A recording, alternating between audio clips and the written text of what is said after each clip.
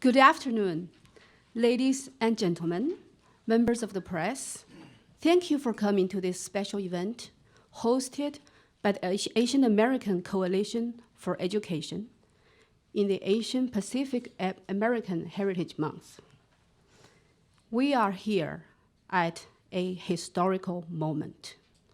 This morning, 130 Asian American organizations, including Chinese American, Indian American, Japanese American, Pakistani American, and more, filed a joint administrative complaint against Yale University, Brown University, and Dartmouth College for their discriminatory admission practices.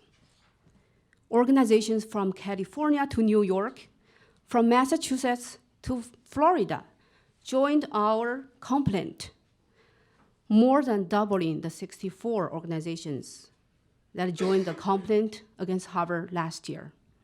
Now it's my honor to introduce Dr. A.J. Kothari, the president of the American Society of Engineers of Indian Origin, National Capital Chapter, AACE Vice President, Dr. Jack O. Young, Board Member Dr. Chun Yan Li, and Jen Li, Student Representative.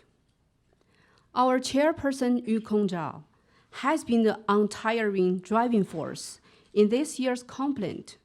Now let's welcome Mr. Yukong Zhao to give us a speech. Thank you, Swan.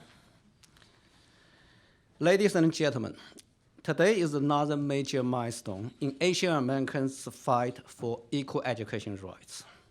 This morning, as Swan said, more than 130 Chinese, Indian, Korean, Pakistani, and Japanese organizations jointly filed a complaint against Yale University, Brown University, and Dartmouth College. In this complaint, we request that the US government initiate a civil rights violation investigation into the admissions process of Yale University, Brown University, and Dartmouth College, and require the three colleges and other Ivy League schools to stop the following discriminatory admission practices. The first is use racially differentiated admission standard, just for Asian high standard. In 2009, Princeton professor Aspen Shade and his assistant Alexandra Redford revealed that for Asian American students to get into the top college in the US, they have to score 140 points higher than the white, and 270 higher than Hispanic, and 450 higher than the black students after adjustment of other extracurricular activities and other facts. In June 9th, and last year, there's a lady called Sarah Harbison, who is the former associate dean of admission at the University of Pennsylvania. She wrote in Los Angeles Times, for example, there is an expectation that Asian Americans will be the highest test scorer and at the top of their class. Anything less can become a easy reason for a denial. And yet, even when Asian American students meet this high threshold, they may be denied or waitlist or outright denied because they don't stand out among the other high-achieving students in their cohort, which means they are not compared with the other students, okay? And so this is a clearly compelling example of how Ivy League admission officers apply a just for Asian high standard against Asian American applicants, unduly burdening our children. The second is the use of racial stereotypes. In his Pulitzer Prize-winning book, The Price Admissions, Daniel Gordon gave many examples how Ivy League schools use various racial stereotypes, discriminating against Asian American applicants, such as being quiet, focusing on math and science. These are not the justifiable reason for rejecting outstanding Asian American students. Albert Einstein was quiet, also focused science and math. He also played violin too. Very importantly, most Asian American students do not fall into this Asian stereotype. A few years ago, UCLA professor Richard Sander, he had done study 100,000 applicants of UCLA over the last 3 years. He found no correlation between race and non-academic personal achievements. As a matter of fact, Asian Americans are among the leaders in America's technology innovation and entrepreneurship. Between 2006 and 2012, more than 42% of technology startups funded by immigrants were funded or co-funded by Asian Americans. We make up only 6% of the US population. The third is the most severe discrimination against Asian Americans is the racial quota, de facto racial quota. According to a study by Ron Arns in 2012, over the last 2 decades, all those Asian American college-age population increased. However, Ivy Leagues, surprisingly keep the flat admission rate for Asian Americans. That is an indication of de facto racial quotas, which has been banned by the US Supreme Court since 1978. Regarding the 3 specific universities, from 1995 to 2004, Brown University and Yale University pretty much keep a flat admission rate. Dartmouth, starting with a very low, but 9% in 1990s, increased to 2004, by 2004 increased to 13%. After that, for last 10 years, it's been flat. It's a really, no any credible explanation for such strange admission patterns other than the de facto racial quotas for that long decades, 2 decades. In the face of such unlawful and severe discriminations, Asian American communities fought back. In 2006, the brave young man, Jian Li, filed the first civil rights violation complaint against Princeton University. In next few years, many Indian, Chinese American students follow his courageous act. In 2014, students for fair admissions filed a lawsuit against Harvard University. Last year, we filed the United 64 organizations filed a civil rights violation complaint against Harvard University. However, over the last 10 years, the Department of Education and the Department of Justice have done virtually nothing to vindicate and protect Asian American students' constitutional rights. To our disappointment, in June 2015, the OCR rejected our joint complaint against Harvard, citing a procedural reason.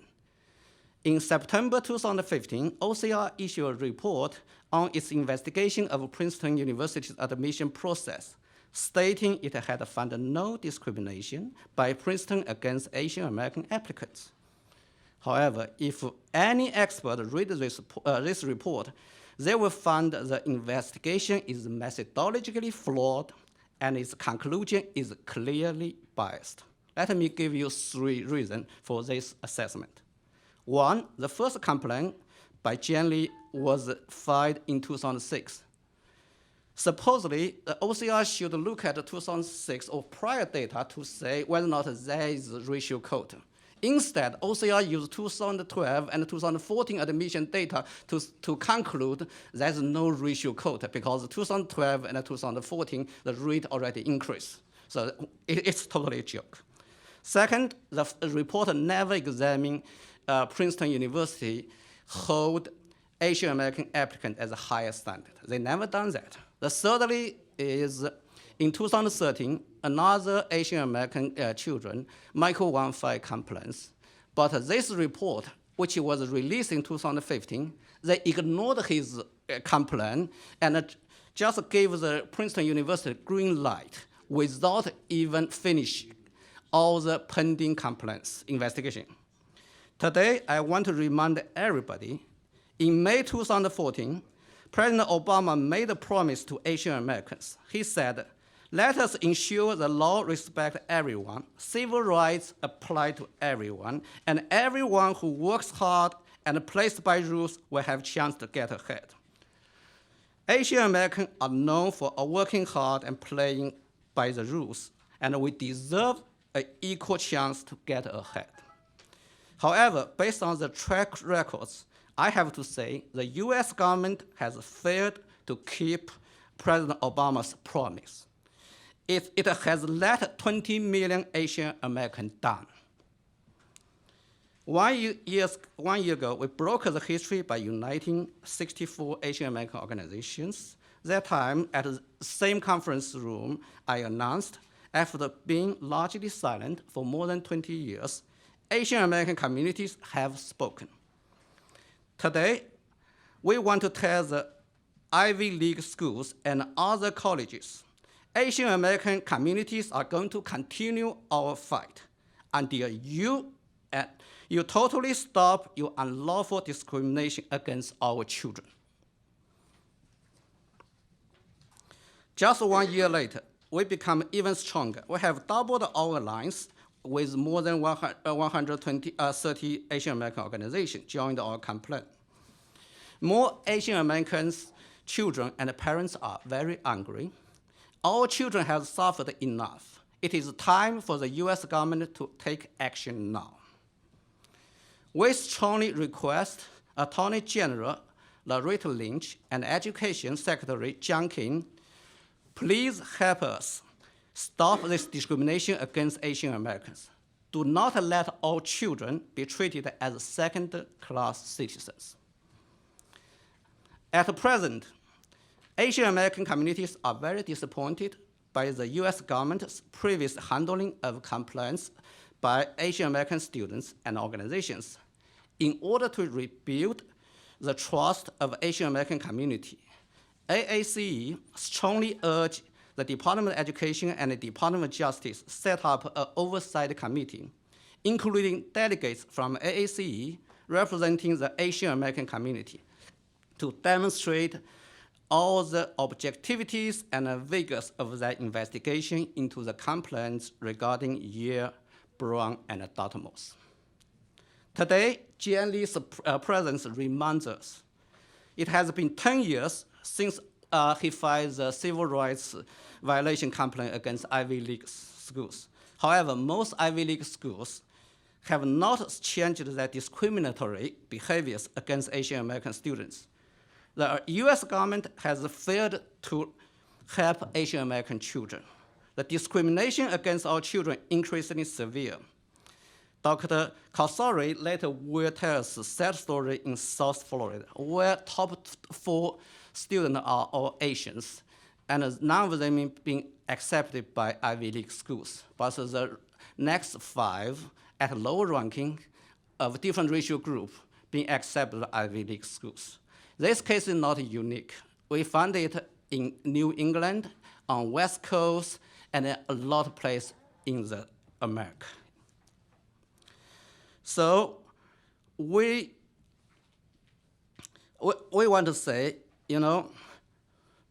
it's time for the US Supreme Court to act. Our children cannot afford to wait for another 10 years for the justice.